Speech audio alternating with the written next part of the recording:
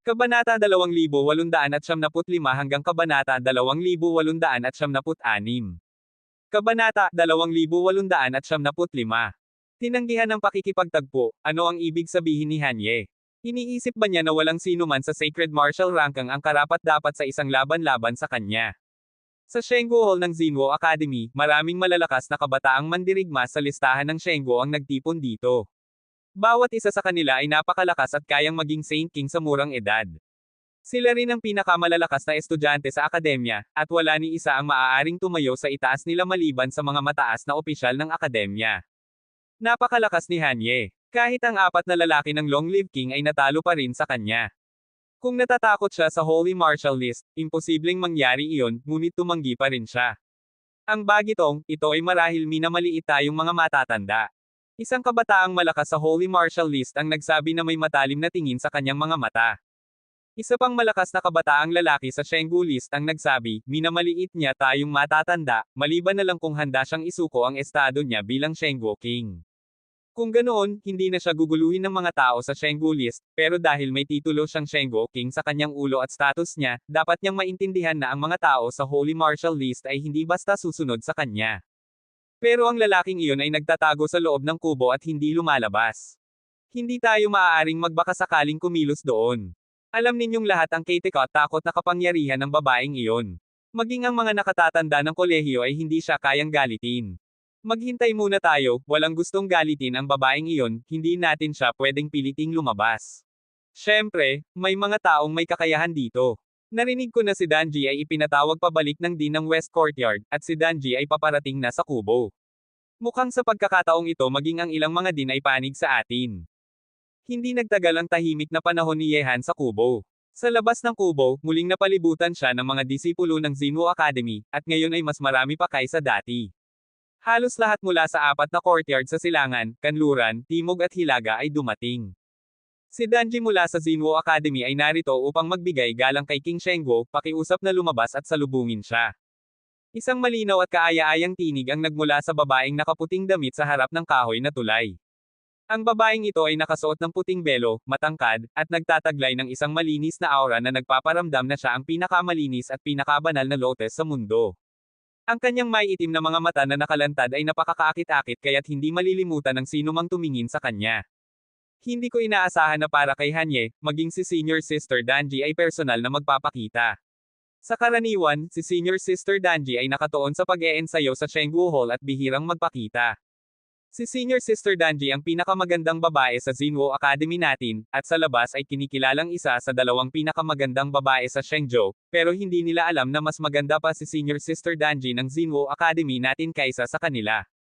Nakatitig ang mga disipulo ng Xinwu Academy sa babaeng nakaputi. May paghanga sa kanilang mga mata. Ang babaeng nasa harap nila ay isang bulaklak na nais protektahan ng lahat ng lalaking estudyante. Danji, hehe, mukhang may gagamit ng beauty trap sa'yo. Sa loob ng kubo, natatawang sinabi ni Ziyi, nakasandal sa mesa, hawak ang kanyang baba habang nakangiti kay Yehan. Hey, nakita ko na itong si Danji dati, napakaganda niya, hindi ko alam kung ilang tao sa Xinwu Academy ang gustong maging kaibigan niya, pero wala pang nagtatagumpay hanggang ngayon. Ang babaeng may hindi dalisay na hangarin, gaano man siya kaganda, ay balat lang. Sabi ni Yehan, gayunpaman, napakahirap para sa akin na magkaroon ng tahimik na 2 araw kasama ka. Mukhang kailangan ko ng mag-isip ng paraan upang mawala ang mga taong iyon. Pagkatapos magsalita, tumayo si Yehan at lumabas ng kubo. Sumunod si Ziyi sa kanyang likuran na nakapamulsa. Dumating ang dalawa sa kahoy na tulay. Sa kabilang dulo ng tulay, ang babaeng nakaputi at may puting belo ay payapang nakatayo, tahimik na pinapanood ang pagdating ni Yehan. Gusto mo akong makita? Tiningnan ni Yehan si Danji nang may malamig na ekspresyon. Talagang pambihira ang aura ng babaeng ito, kahit hindi pa nakikita ang kanyang mukha, hindi maiwasang hanggan siya ng mga tao. Ang batang babaeng si Danji ay bumabati kay King Shengguo. Ang tinig ni Danji ay tila hangin, at ang umaalindog niyang may itim na mga mata ay nakatitig kay Yehan at nagsabi, si King Shengguo ay miyembro na ngayon ng Xinwu Academy.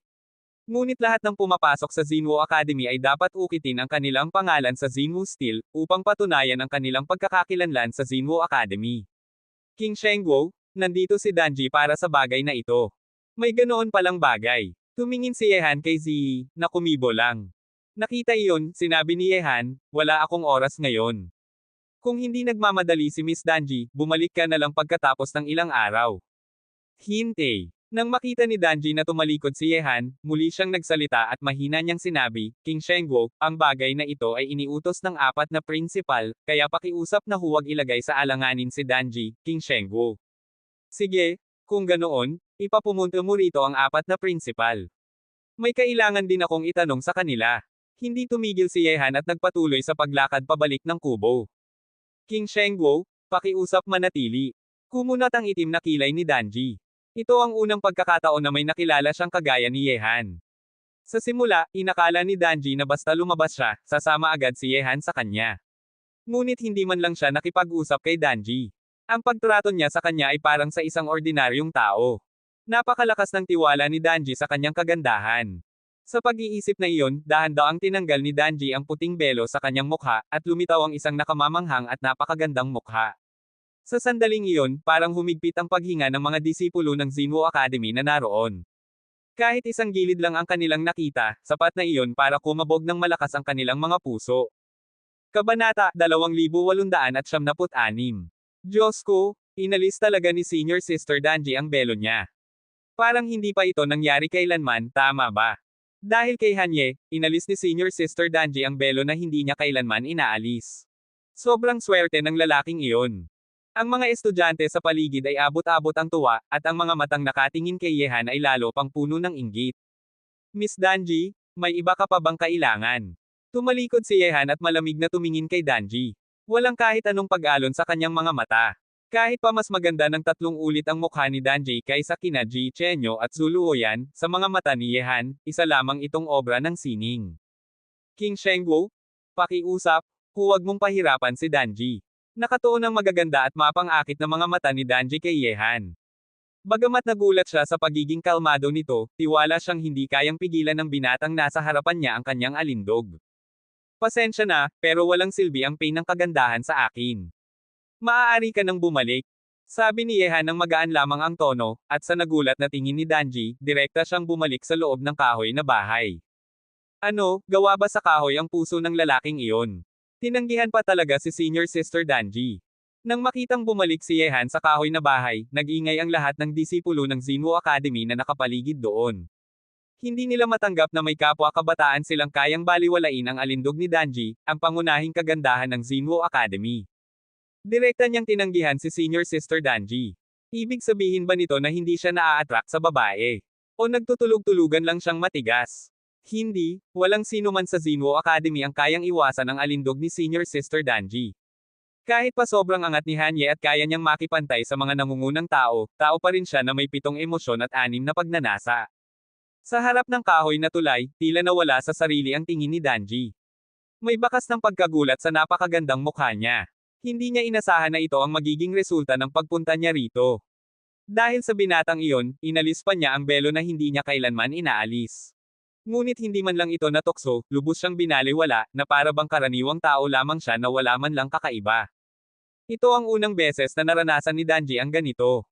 Kahit pa kinaiinisan niya ang mga kalalakihang may malalaswang tingin, iba ang pakiramdam ng biglang may isang taong lubos na hindi naaapektuhan ng kanyang kagandahan. Hindi man lang siya tinitigan ng muli.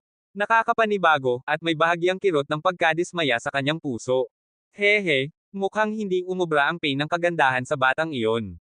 Sa sandaling iyon, ang 4 na din na palihim na nanunood ay nagkatinginan.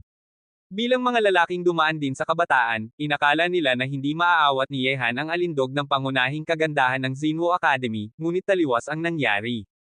Napangiti ng mapait ang Dean ng South Campus at sinabi, tama na, hayaan nating ang Dean na mismo ang mag-asikaso nito. Talo na tayo rito. Sabi naman ng Dean ng North Academy, pero hindi susuko ng ganun na lang ang mga lalaking nasa Shengguo list. Hehe, hindi ka man lang nagbigay galang sa pangunahing kagandahan ng Xinwu Academy. Hoy, sabihin mo nga, hindi ka ba talaga natutokso kay Danji? Sa loob ng kahoy na bahay, nakahiga sa mesa si Ziyi at nakangising nakatingin kay Yehan. Kahit siya ay nagulat sa diretsahang pagtanggi nito kay Danji. Ang kagandahan ng babaeng iyon ay mahirap tanggihan. Sabi ni Yehan, may masama siyang pakay sa akin, bakit ako magpapakisama? Kahit sobrang ganda niya, kailangan ko ba talagang ma-attract?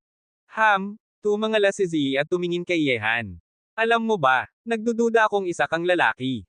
Kung ako ang lalaki, matutokso ako kay Danji. Napabuntong hininga si Yehan. Kaya niya tinanggihan si Danji ay dahil gusto niyang magkaroon ng 2 araw na payapa. Alam niya namang ang solusyon sa problema ay tanggapin ang tunggalian sa Saint Martial Rankang. Pero ang iniisip niya ngayon ay ang braso ng Diyos at demonyo, at wala siyang interes sa pakikipaglaban sa Shenggu List. Tanong ko lang, gaano kaya kabisi ang matandang iyon ngayon? May bahagyang pananabik si Yehan. Ang libingan ng Heavenly Emperor, ang braso ng Diyos at demonyo, matagal na niyang narinig ang tungkol sa unang banal na kamao sa ilalim ng langit na bahagi ng katawan ng Heavenly Emperor. Matagal na itong inaasam ni Yehan, at ngayoy malapit na itong makamit. Gayunpaman, simula nang pumasok si Yehan sa Xinwu Academy, ang laban niya sa labas ay kumalat na sa buong Central God Realm at maging sa buong Gods and Demons continent. Ngayon, alam ng lahat sa Central God Realm na may isa na namang peerless figure na isinilang. Hanye? Sikat na ang pangalan sa Shenyo, sa 36 na prefecture, 12 lihim na kaharian, at lahat ng puwersa ay naghahanap ng balita tungkol sa kanya. Maging ang sinaunang mararangal na pamilya at ang sinaunang orthodoxy ay nabigla. Dahil ang pagsilang ng isang peerless figure ay nangangahulugang binhi ng isang hinaharap na Heavenly Emperor. Kapag naabot iyon, siya'y magiging walang kapantay na makapangyarihan sa Gods and Demons continent. Nang malaman ito ng 4 na pangunahing tribo sa Gods and Demons continent, kumalat ang pagkakabigla na parang malakas na hangin sa buong lupa. Nilimpaso ang lahat sa Real Martial Arts list sa iisang araw, tapos tinalo ang 4 na hari ng sabay-sabay. Ang ganitong lakas ay pwedeng pumantay sa First Emperor, Wang Chuyi, Baxi Prince, Kang Tianzan, at Yehan.